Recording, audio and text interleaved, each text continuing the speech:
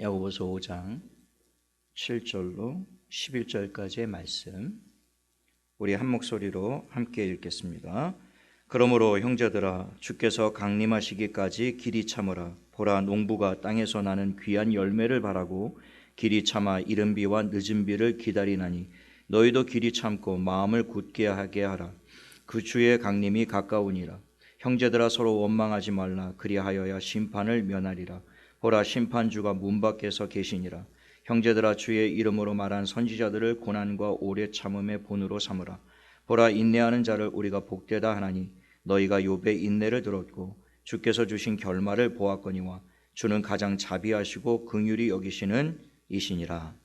아멘. 저는 이 봉독한 말씀을 가지고 욥의 인내, 주께서 주신 결말이라는 제목으로 하나님 말씀을 나누겠습니다. 오늘은 2020년 마지막 이제 주일 예배인데요.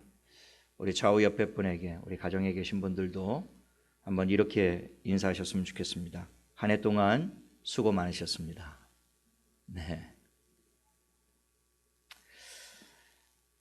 이맘때쯤 되면 우리가 자주 사용하는 말이 있죠. 올해는 참 다사다난했던 한 해다. 이런 말들을 많이 쓰는데요. 다사다난, 일이 많고 어려움이 많았다, 그런 뜻인데요. 그런데 올해는 돌아보면 다사다난이 아니라 그야말로 다난다난했던 한 해가 아니었나 싶습니다.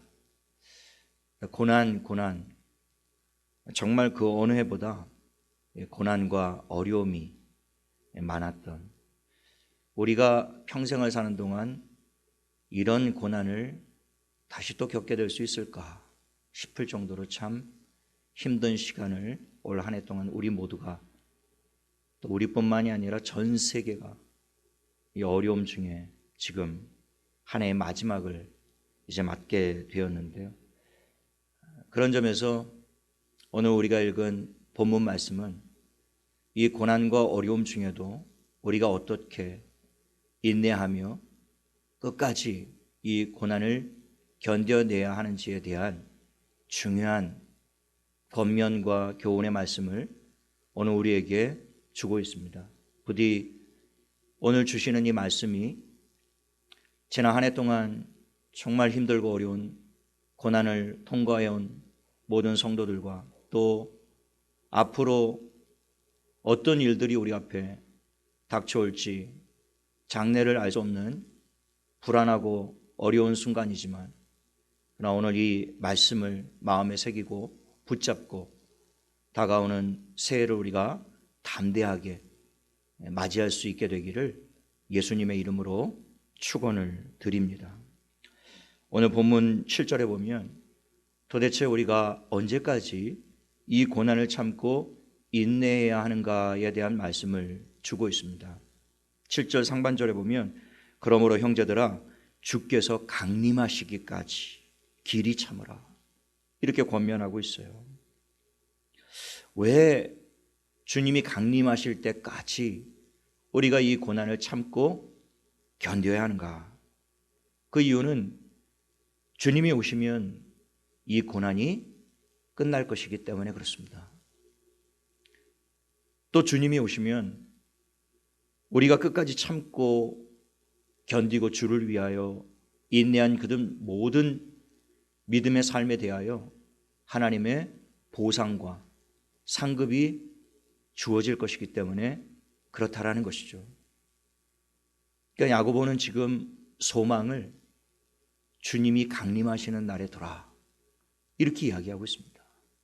이 땅에 소망을 두지 말고 주님이 오실 때까지, 그날이 최종적인 모든 결산과 결말을 맞이하는 때니까 그때까지 우리는 길이 참고 견뎌야 된다, 그렇게 권면을 하고 있습니다. 그러면서 7절 하반절에 야고보는 농부의 비유를 들죠. 보라, 농부가 땅에서 나는 귀한 열매를 바라고 길이 참아 이른 비와 늦은 비를 기다리나니, 오늘 씨를 뿌리고 다음날 추수를 바라는 농부는 아무도 없습니다. 봄에 씨를 뿌린 농부는 그날부터 매일 아침 저녁으로 논밭에 나가서 물을 주고 거름을 주고 잡초를 뽑고 벌레를 잡고 새를 쫓아내면서 그 뜨거운 한여름에도 그냥 온몸이 이글이글 익어가는 가운데서도 쉬지 않고 일을 합니다. 봄부터 가을까지 손발이 다 갈라지고 허리가 휘어지도록 인고의 시간이죠. 그야말로 모든 고통과 어려움을 참아내는 것인데 그 이유는 한 가지입니다. 귀한 열매를 바라보았기 때문입니다.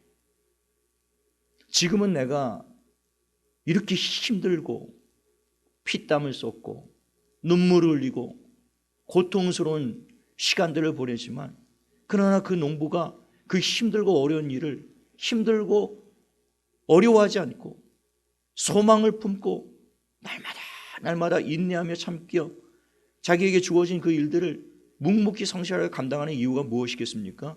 추수 때 그 열매가 있을 것을 기대하고 바라보고 소망하면서 당장 눈앞에는 열매가 없지만요, 그냥 심고 돌아서면 바로 열매가 팍 맺어지면 그 농사처럼 쉬운 일이 어디 있겠습니까? 보통 과수원을 처음 시작하면 처음 한 4년 이상은 열매가 없다라고 이야기를 하더라고요. 그 과수원을 시작하고 4년 동안 계속 물 주고 거름 주고 가지 치고 벌레 잡고 그 4년이라는 세월이 그렇게 짧은 시간이 아니지 않습니까? 그러나 그 4년이라는 길고 긴 고통스러운 세월을 견디고 참고 인내하는 이유가 무엇이겠습니까? 반드시 열매가 있을 것이다. 그 소망을 품고요. 눈에 보이지 않지만 그 열매를 바라보며 그것이 믿음인 것입니다. 주님이 오시는 날 우리에게 주실 그 상급과 열매와 면류관이 지금 당장 우리 눈앞에는 안 보이죠. 시시때때로는 없는 것처럼 여겨질 때도 있습니다. 그러나 농부처럼 추수 때에 그 마지막 때에 반드시 열매가 있을 것이다. 주님이 강림하시는 날 반드시 칭찬과 상급이 있을 것이다. 그것을 바라보고 인내해야 된다는 것이죠. 그게 믿음인 것입니다. 그래서 시편 126편 5절로 6절에 보면 눈물을 흘리며 씨를 뿌리는 자는 기쁨으로 거두리로다. 울며 씨를 뿌리러 나가는 자는 반드시 기쁨으로 그 곡식단을 가지고 돌아오리라. 눈물로 씨를 뿌리는 자는 반드시 기쁨으로 그 곡식단을 거둘 때가 온다라는 겁니다. 그래서 장자클 루소가 인내는 쓰고 열매는 달다, 그런 이야기를 한 것이죠. 그 달콤한 열매를 기대하면서 오늘의 이 쓰디쓴 고난을 인내하며 참고 견디는 것이죠. 오늘 본문 8절에 너희도 길이 참고 마음을 굳건하게 하라. 주의 강림이 가까우시니라. 농부가 그 인고의 세월을 참고 견디고 열매를 바라보는 것처럼 너희도 그와 같이 길이 참고 굳건하게 견디라는 것입니다. 왜냐하면 주의 강림이 가깝기 때문에 그렇습니다. 주님이 오실 날이 얼마 남지 않았다라는 것이죠. 그러므로 농부가 열매를 바라듯 마치 선수들이 메달을 바라보고 피땀을 쏟으며 훈련하는 것처럼 그리스도인들은 주께서 주실 면류관을 바라보고 길이 참고 인내하라는 것입니다. 그래서 야고보는 1장에 이 동일한 말씀을 한 번 더 기록하고 있습니다. 시험을 참는 자는 복이 있나니 이는 시련을 견디어낸 자가 주께서 자기를 사랑하는 자들에게 약속하신 생명의 면류관을 얻을 것이기 때문이라. 우리가 왜 시험을 참아야 됩니까? 우리가 왜 시련을 끝까지 견뎌야 됩니까? 그렇게 시련을 끝까지 참고 견디는 자가 복이 있을 것인데 어떤 복입니까? 주께서 그날에 생명의 면류관을 주실 것이라는 것이죠. 그 복을 받기 위하여 우리는 우리의 삶 가운데 일어나는 모든 고난과 시련과 모든 시험을 참고 견뎌야 된다는 것이죠. 주님이 서머나 교회에게도 내가 죽도록 충성하라, 그리하면 생명의 면류관을 너에게 주겠다 약속하셨어요. 사도 바울이 마지막 순간까지, 구약의 고난의 대명사는 욥이라면 신약 성경의 고난의 대명사는 사도 바울 아닙니까? 그 사도 바울이 그 마지막 순간까지 달려갈 길을 달려가고 선한 싸움을 싸우고 마지막 순간까지 믿음을 지켜낸 이유가 무엇이었습니까? 디모데후서 4장 8절에 보면 이제후로는 나를 위하여 의의 면류관이 예비되었으므로 주 곧 의로우신 재판장이 그날에 내게 주실 것이며 내게만 아니라 주의 나타나심을 사모하는 모든 자에게도니라. 사도 바울이 그 엄청난, 우리로서는 상상할 수도 없는 그런 어마어마한 박해와 고난과 시험을 끝까지 참고 견디면서 마지막 로마에서 목이 잘려 순교하는 그 순간까지요, 그가 끝까지 참고 견디고 인내하고 주 앞에 주신 사명 죽기까지 충성했던 이유는 하나였습니다. 그날에, 주님이 오시는 날에, 그날에 내게 주실 의의 면류관, 그것 바라보고 끝까지 달려갔던 것이죠. 내게만 주시는 것이 아니다. 주의 나타나심, 주의 재림을 사모하며 그날을 열심히 나와 같이 준비하는 자들에게도 내가 받는 동일한 의의 면류관을 주실 것이다. 너희도 나와 같이 끝까지 그 면류관을 사모하며 달려갈 길을 달려가라. 그렇게 사랑하는 영적 아들 디모데에게 쓴 편지가 바로 이 말씀 아닙니까? 너에게도 그 면류관을 주실 때가 있을 것이다. 끝까지 너는 참고 견디고 인내하라는 것이죠. 여러분, 주님이 강림하실 날이 멀지 않았습니다. 믿으십니까? 멀지 않았어요. 그것이 성경 전체의 약속입니다. 그날의 고난을 참고 인내하며 각자에게 주어진 사명을 위해 죽도록 충성한 자에게 칭찬과 상급과 면류관을 주실 줄로 믿게 되시기를 예수님의 이름으로 축원합니다. 끝까지 참고 견디는 자, 그날에는 칭찬과 상급과 면류관을 주님이 주시겠다라고 말씀하시는 것입니다. 우리가 고난을 참고 견디는 중에 주의해야 될 아주 중요한 한 가지 교훈을 야고보가 9절에 주고 있는데요. 형제들아, 서로 원망하지 말라. 그리하여야 심판을 면하리라. 보라, 심판주가 문 밖에서 계시니라. 심판주가 문 밖에서 계신다. 그건 앞서 주의 강림이 가까우시니라 그 말씀과 동일한 말씀입니다. 주의 강림이 임박했다, 그런 뜻이죠. 그러므로 야고보는 고난 중에 원망하는 일이 없도록 하라고 당부하고 있습니다. 사람이 고난을 당하다 보면 원망하기가 참 쉽습니다. 고난이 길어지면 길어질수록 더 많은 원망과 불평을 쏟아내기가 쉽죠.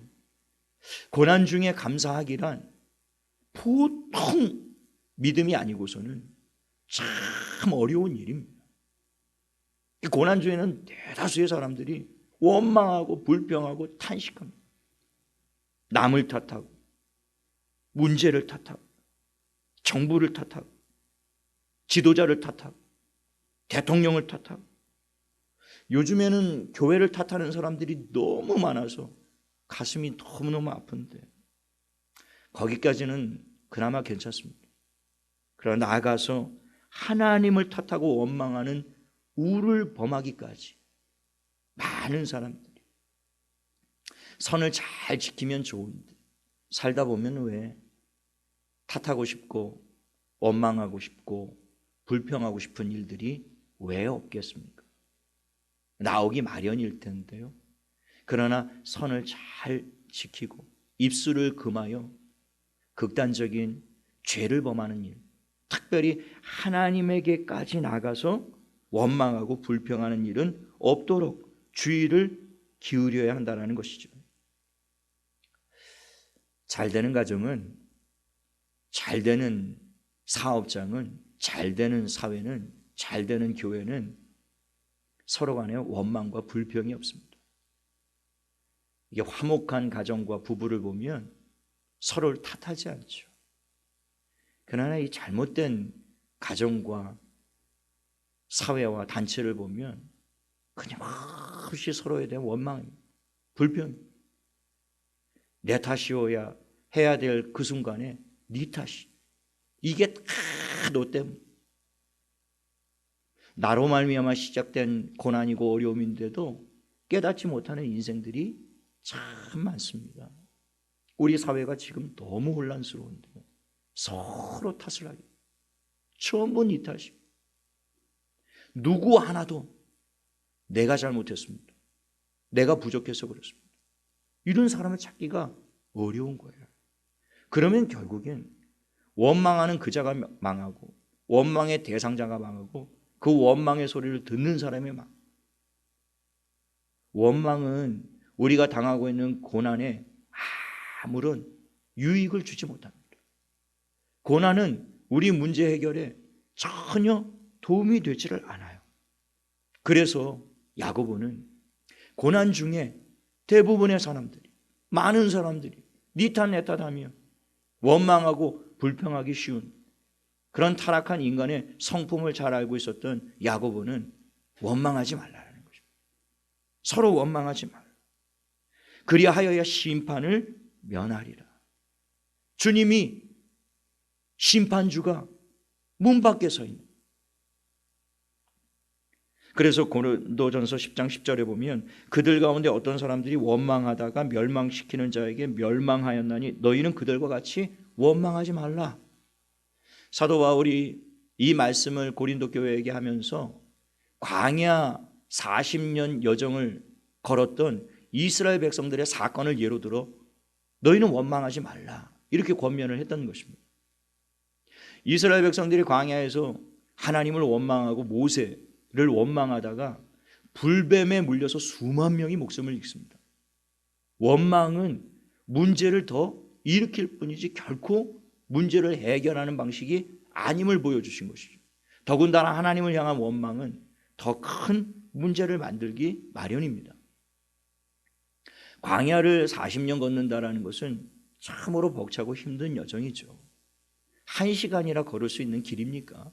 그 50도 60도 그냥 물 한 모금 없이 떼약빛을요, 어딘지 목적지도 없이 같은 길을 뱅글뱅글 도는 그 40년의 여정이 쉬운 길은 아니었죠. 낮에는 떼약빛이, 밤에는 일교차가 50도 60도 나는 그런 혹독한 추위가, 광야에는 풀 한 폭이 없는 곳 아닙니까? 먹을 양식이 없어요. 200만 명이 어디서 먹을 양식을 구합니까? 마실 물이 없습니다. 사막이요, 광야이기 때문에 마실 물이 없어요. 그런데 놀랍게도 그 40년 동안 돌아보면 200만 명이나 되는 그 많은 이스라엘 백성들이 줄여 죽은 사람이 한 사람도 없습니다. 목말라 죽은 사람이 한 사람도 없어요. 그 뜨거운 떼약볕에 타서 죽은 사람이 없습니다. 밤에 그 혹독한 추위에 얼어 죽은 사람이 없습니다. 그들은 언제나 징계와 하나님의 심판을 받을 때는 언제였냐면 그 상황에 감사할 줄 모르고 하나님을 원망하다가 불평하다가 그 더 큰 징계와 고난을 당하게 되었던 것이죠. 눈만 뜨면 하나님의 은혜가 눈에 보입니다. 저 구름 기둥이 이 떼약볕을 막아주지 않았다면 우리는 1시간이나 걸을 수 있을까? 단 몇 걸음이나 우리가 이 길을 걸어갈 수 있을까? 하나님이 신실하게 구름 기둥으로 우리를 가려주고 계시는구나. 밤에는 놀랍게도 그 구름 기둥이 불 기둥으로 변합니다. 그 혹독한 추위를 하나님이 온화한 온기로 따뜻하게 그들을 지키고 돌보시는 것. 아침마다 먹을 만나를 조금도 부족하지 않게 200만 명을 먹여주시고요. 물이 충분한 땅이 아니기 때문에, 그러나 하나님 한 번도 실수하지 않으시고 물이 있는 땅으로 정확히 인도하시고 물이 없는 곳에서는 반석을 쳐서까지 물을 주시며 단 한 사람도 줄이고 목마른 심령이 없도록 하나님이 역사하신 것 아닙니까? 그냥 24시간 하나님이 동행하시고 하나님이 그들을 돌보시고 지키시고 그들을 인도하셨기 때문에 40년을 무사하게 통과할 수 있었던 것이죠. 그러나 그 모든 하나님의 은혜를 날마다 아침 저녁으로 경험했던 이스라엘 백성들은 그것에 대해서는 감사하지 않았습니다.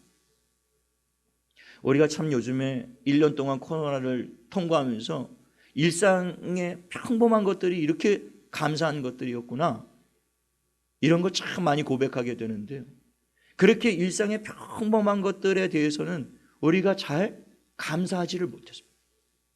그 모든 것들이 순간순간이 다 하나님의 은혜였음을 깨닫지를 못했던 것이죠. 너무 당연한 것으로. 지난 1년 동안 돌아보면 사실 우리가 이 자리에 오기까지 이게 하나님의 전적인 은혜가 없이는 절대로 여기까지 올 수 없었습니다. 밤낮으로 불꽃 같은 눈동자로 우리를 지켜주시고 보호하시고 에베네셀로 여기까지 인도하시고 임마누엘로 우리와 동행하시고요, 낮의 구름으로 밤의 불기둥으로 우리의 먹을 것을 주시고 마실 것을 주시고요, 우리 안에서 성령께서 위로하시고 소망을 주시고 믿음을 주시고 우리를 붙들고 우리를 견디고 여기까지 이끌고 오신 분이 누구십니까? 돌아보면 그 모든 여정 발걸음 하나하나 모든 순간순간들이 하나님의 도우심이 없어 여기까지 올 수 없었다는 것이죠. 그러나 이스라엘 백성들은 그 24시간 날마다 평범하게 주어지는 그 모든 일상들에 대하여는 전혀 감사하지 않았습니다. 그리고 오히려 만나, 이거 이제 만나는 신물 나서 못 먹겠다, 만나가 도대체 이까짓 게 뭐야, 그러면서 이스라엘 백성이 이 하찮은 것을 우리가 싫어하노라, 하나님이 주신 은혜를 하찮게 여겨버렸다. 물론 그들의 마음이 이해가 전혀 안 되는 것은 아니에요. 1년 365일 하루 3끼 만나만 먹인다. 참 힘들죠. 아무리 맛있는 것도 2끼 3끼 먹으면 질리기 마련인데요, 그 만나를 하루 3끼 1년 365일 40년 동안 그거를 먹이셨으니 원망만도 하죠. 그러나 그렇게 하나님이 하신 데에는 그 나름의 이유가 있고 뜻이 있는 거죠. 그런 작은 것에 대하여 감사를 할 줄 아는 그런 믿음을 갖기를 원하셨던 거죠.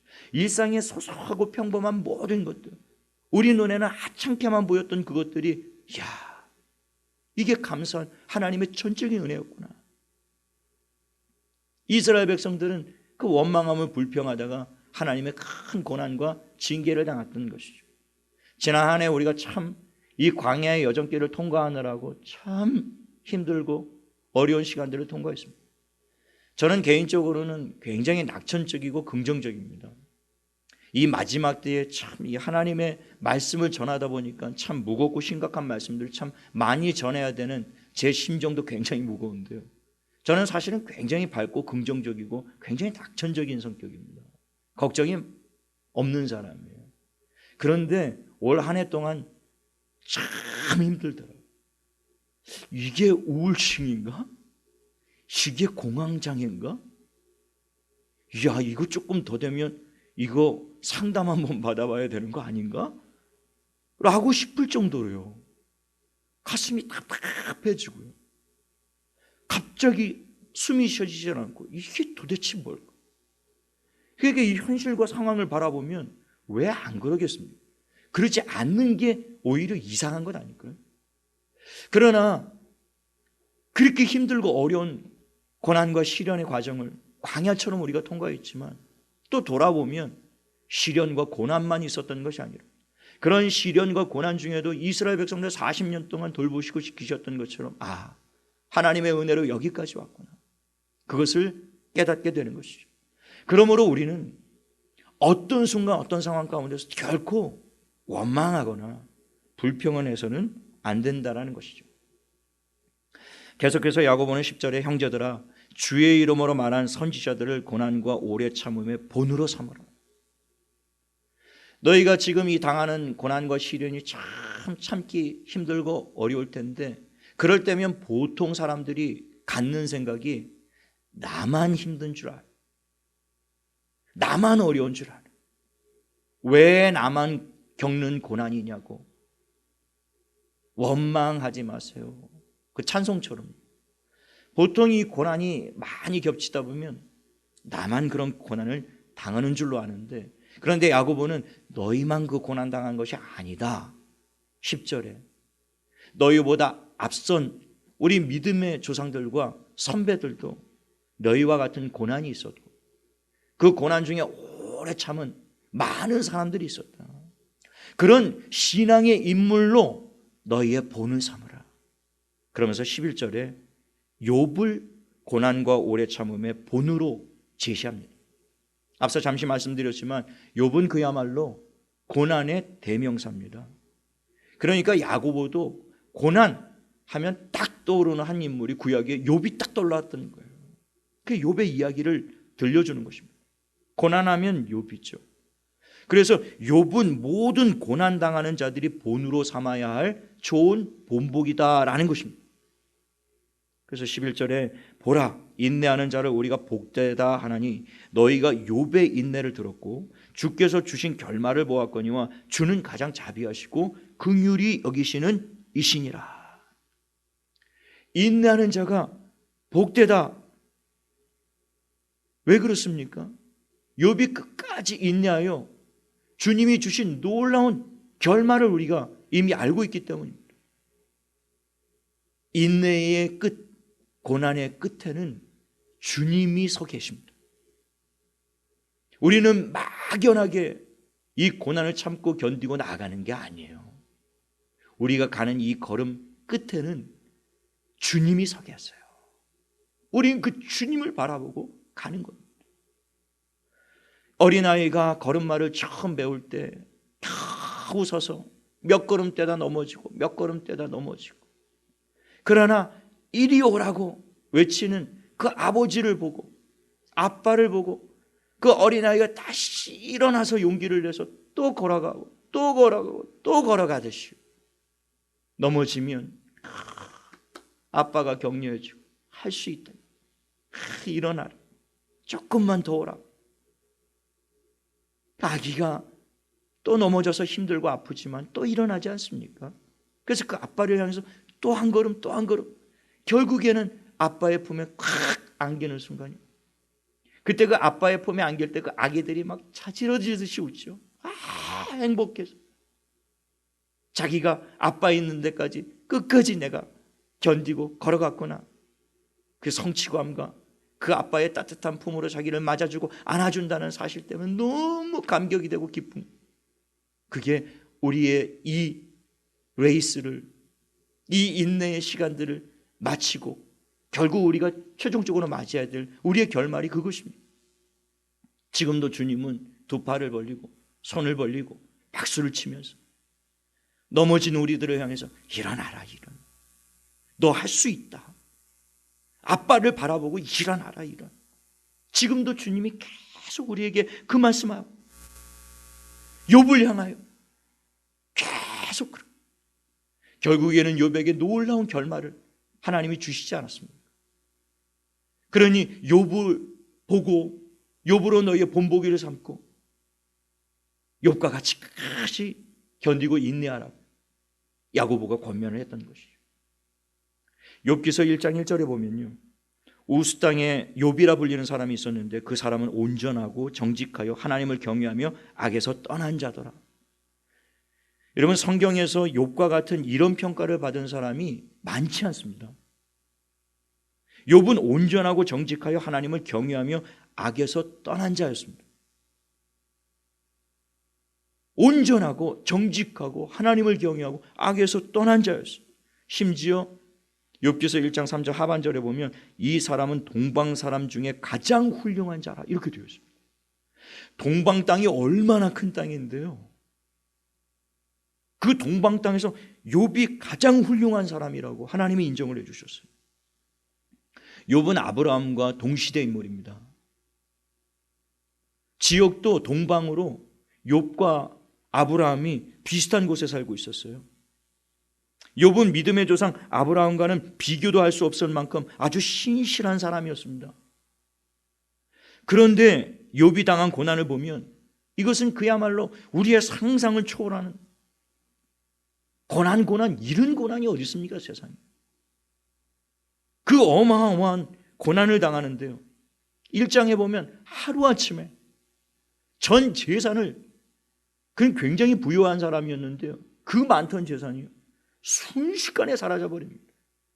그리고 그 많은 종들이 전부 원수들에 의해 목숨을 빼앗겨요. 하루아침에 그냥 전 재산을 잃어버려요. 재산이야 잃어버려도 다시 모으면 되는 것 아니겠습니까? 그런데 그 다른 고난이 감당하기가 어려운 고난이었어요. 10명의 아들, 딸이 한꺼번에 한순간에 참변을 당합니다. 우리 자녀 중에 이런 일을 당한다? 상상도 하고 싶지 않은 끔찍한 일 아닙니까? 아유, 상상도.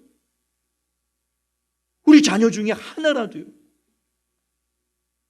아들 7과 딸 3 한꺼번에요.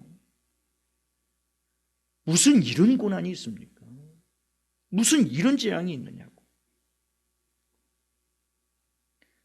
우리가 아무리 힘들고 어려운 고난을 당해도 이 욥의 고난을 보면, 그래서 하나님이 욥이란 사람에게 네가 모든 인생들을 대표하여 이 고난을 참고 견뎌라.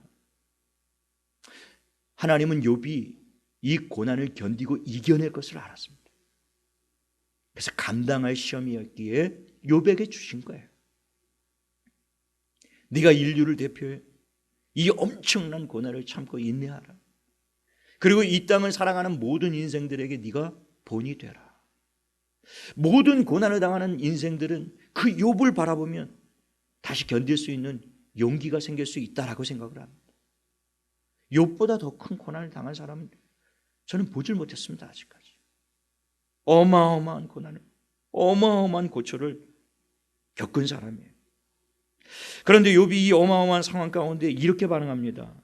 욥기서 1장 20절에 보면 욥이 일어나 겉옷을 찢고 머리털을 밀고, 당연한 반응이죠. 자식 10명이 참변을 당했다는 소식을 듣고 그냥 자기 옷을 막 갈기갈기 찢고 머리털을 다 밀어버립니다.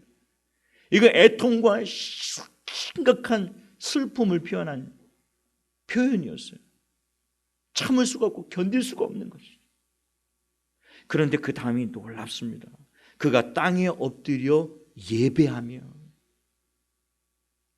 이런 상황에서 어떻게 하나님을 예배할 수 있을까? 어떻게 이런 상황에서 예배가 가능하죠? 많은 사람들은 작은 고난에도 가장 먼저 예배부터 포기하는 사람들이 얼마나 많은데요. 그런데 이 엄청난 고난 속에서 욥이 가장 먼저 한 일이요, 하나님 앞에 엎드려 예배를 드렸다라는 것입니다. 그리고 이런 놀라운 고백을 합니다. 욥기서 1장 21절에 이르되 내가 모태에서 알몸으로 나왔은즉 또한 알몸으로 그리로 돌아가올지라. 주신 이도 여호와시오 거두신 이도 여호와시온 여호와의 이름이 찬송을 받을지니이다. 욥이 하나님의 절대 주권을 인정했다라는 것입니다. 이 세상에 내 것이 전혀 없음을 고백한 것. 그 많던 자신의 모든 재산도, 자신의 생명 같았던 그 10명의 아들과 딸들도 전부 자신의 것이 아니라 하나님의 것임을 지금 고백하고 있는 거예요. 주신 분도 여호와시고, 그러니 거두신 분도 여호와시고, 본래 주인이 하나님이신, 하나님이 자신의 것을 가져갔다고 해서 내가 원망하겠는가? 그리고 도리어 여호와는 찬송을 받으십시오. 정말 놀라운 신앙이 아닐 수가 없는 것이죠. 그리고 욥은 이 모든 일에 범죄하지 아니하고 하나님을 향하여 원망하지 않았다라고 기록되어 있습니다. 2장에 보면 심지어 욥의 몸에 그 마지막 남아있는 몸뚱아리죠, 그냥 그 몸의 머리끝부터 정수리부터 발끝까지 악창이 났는데 온몸이 썩어 들어가는 고통을 당합니다. 이게 사느니 죽는 것이 난 그런 상황 아닙니까? 너무너무 괴로움과 고통을 겪는 그를 바라보다가 보다가 못한 그의 아내가요 욥을 저주합니다. 당신이 그래도 자기의 온전함을 굳게 지키느냐 하나님을 욕하고 죽어라.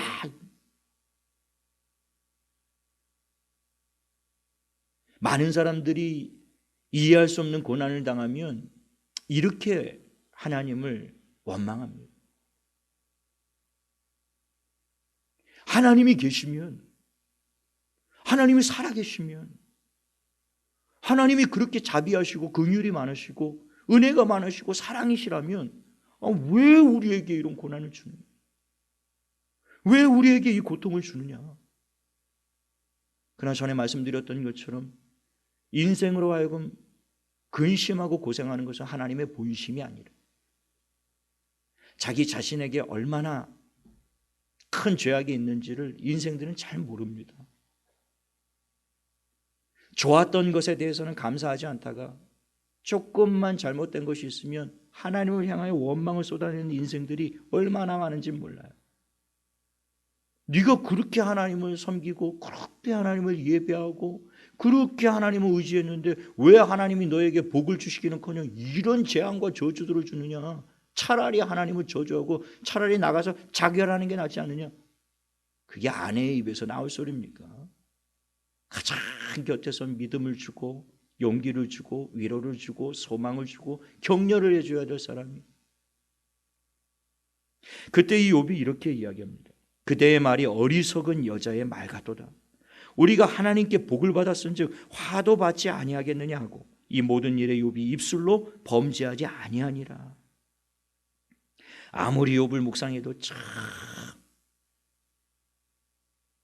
놀랍고 놀라운 신앙의 인물이 아닐 수가 없어요. 욥은 하나님이 생사화복을 주관하시는 하나님이심을 고백합니다. 모든 복도 하나님이 주시고 그러니 모든 화도 하나님이 주시는 것 아니겠느냐? 앞서 설명했던 것처럼 욥은 하나님으로부터 화를 당할 만한 아무런 이유가 없었던 사람입니다. 오히려 날마다 복을 주셔도 모자랄 판이었어요. 그냥 보통 사람 같았으면 이 욥의 아내처럼 악다구니를 쓰고 도대체 내가 뭘 잘못했냐? 어떻게 하나님이 나한테 이러실 수가 있냐? 하나님이 살아계시냐 죽었냐? 사랑하시냐 마시냐?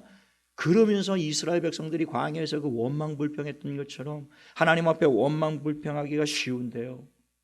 참 욥은 끝까지 그 입술로 하나님 앞에서 범죄하지 않았다라는 겁니다. 그 엄청난 고난 속에서도 결코 하나님을 원망하거나 마음으로나 입술로 범죄하지 않았다라는 것이죠. 그리고 그 놀라운 신앙 고백을 합니다. 욥기서 23장 10절에 그러나 내가 가는 길을 그가 하시나니 그가 나를 단련하신 후에는 내가 순금같이 되어 나으리라. 욥은 자신이 당한 그 모든 고난이 하나님이 자신을 정금과 같은 믿음의 사람으로 만드는 훈련의 시간이라고 믿었던 거예요.